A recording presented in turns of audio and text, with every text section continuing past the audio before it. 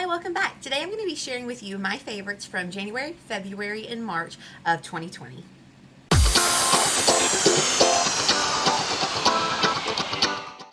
Alright, so first let's dive into makeup. Probably one of the things that I have been loving this year is the Revlon Photo Ready Candid Glow Foundation. I've seen a lot of reviews on this and people's feelings are pretty mixed. For me and what I like out of a foundation, this definitely has been one of my favorites so far. I actually like mixing the shades 110 and 120, and it's definitely something that I like for like an everyday foundation, not something that it's not high coverage. It's maybe a little bit less than medium. I don't know. I think everybody's gauge on, sheer, medium, high varies from person to person, but for me specifically, this is definitely a foundation that I have been loving. And so if you didn't see where I did a wear test on this foundation, I will link that for you up here. You can go back and watch that. But definitely for me personally, I have been loving the effect that this gives. Now, I'm not wearing it today. If you're curious what I'm wearing today, I will link that video for you up here, and I will also link it in the description box below. But definitely this is a foundation that gives me that luminosity. It gives me that glow, as it says, and it's something that I enjoy wearing every day. For mascara, I have been loving the NYX On The Rise Volume Lift Mascara. I tested this out after I bought some cheap makeup off of Amazon. Again, the video will be linked for you up here as well as down below. It is one that I pretty much have been keeping in my everyday makeup bag. Here is what the applicator looks like. It's kind of an hourglass shape. Like this way it's an hourglass shape, but then this way it sticks out more. I don't know. It's very interesting. It's definitely a long wearing mascara. This is in the shade, I want to say Very Black or Blackest Black, something along that line, but I'm pretty sure there's only actually one shade of this specific mascara. It is one that definitely lengthens, and I feel like gives me volume as well. So for that reason, I have been loving this, and I have been using it on a regular basis. For powder, my tried and true used to be my Maybelline loose something powder. You know, the Fit Me Loose powder in the square package. But ever since I seen Allie Glines and Tati go on about this, I have become a avid fan. What's that called? A stan. I stan the Wet n Wild Photo Focus powder. My specific one is in the shade Translucent. And guys, this is like, I'm almost positive under $5 at Walmart.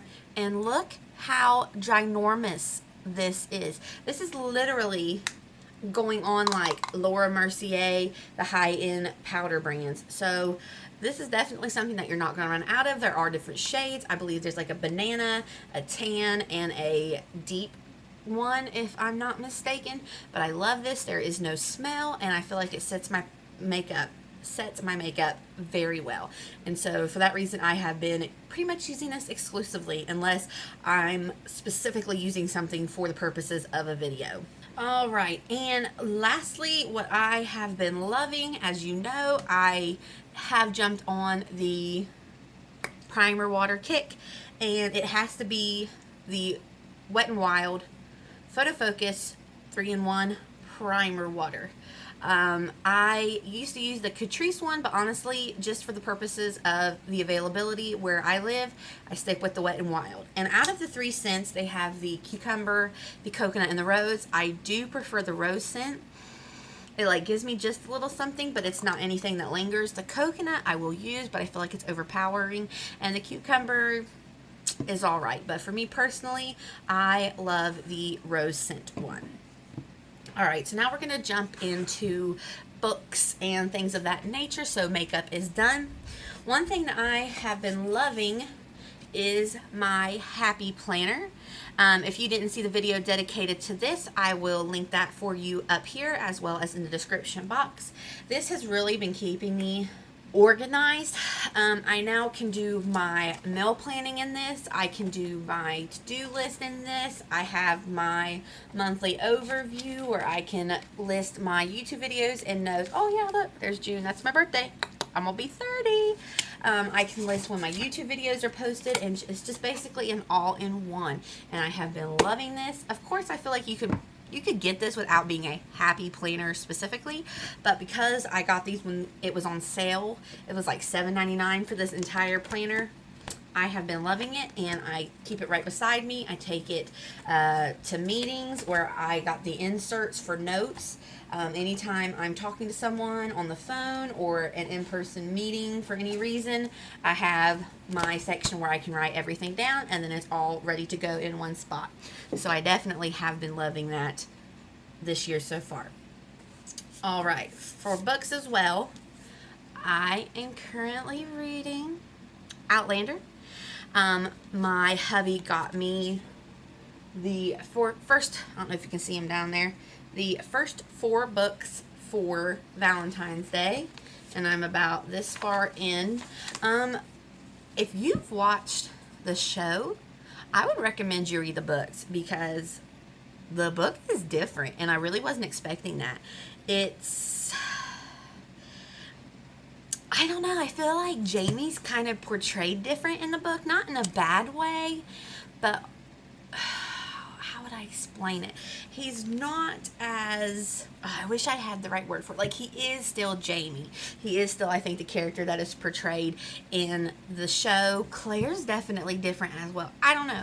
Granted, I'm only this far in, but I definitely feel like their characters are a little bit different than what was portrayed in the show. Now, too, the show is like taking this whole book and like trying to condense it down and pick out the important parts. So not every single scene is shown in the TV series, but I definitely would read the books because I'm liking it.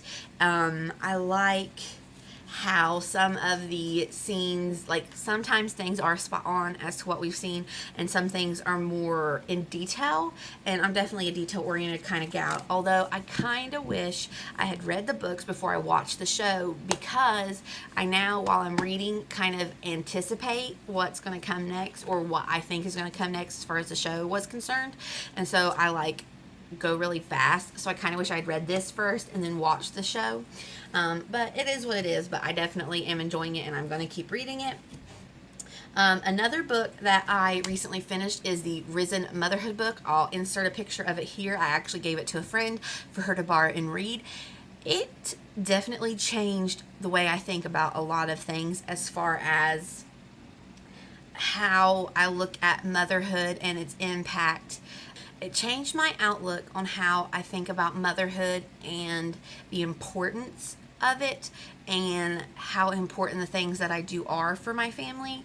Like simple things like doing the laundry, doing the dishes, cleaning the house. And it's not so much even the actual task that I'm doing, but my heart attitude behind it, and how I can look at those things as serving my family, and serving my family in the sense that I am creating a home that is a safe space for them, and a place of peace, a place of refuge.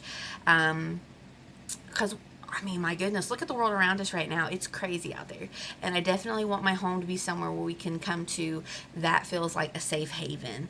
I want my home to be a place where my children can see us serving Christ, and in doing so, serving others in what we do, and especially looking at our heart attitude behind those acts and why we're doing them. Are we doing them for self-glorification, or are we doing them because we love God and we want to do those things in service of Him, because we love Him, and in the hopes that other people will come to know Him through what we do and how we act and how we live our lives. So that book is definitely one that I would recommend to any young moms. It's based around motherhood in general, but I think a lot of the concepts would intrigue mothers who have younger kids, especially like toddler age, newborns, that kind of a thing. It's a really good book, and so I will list that down below if you're interested in it. All right, what else do we have to talk about here? Something else I have been loving is the Mom Struggling Well podcast. I'll put a picture of that right here. I have been enjoying listening to that. They crack me up when they do the Struggling Sisters. It's just a really cute podcast. Again, it's mom oriented because that's the season of life that I'm in, is being a mom with 2 young kids. And so that is definitely a podcast that I have been enjoying. And lastly, I have been enjoying my bread machine. If you did not see that video, I will post it up here and link it for you down below. I made so many loaves of bread, it was unreal.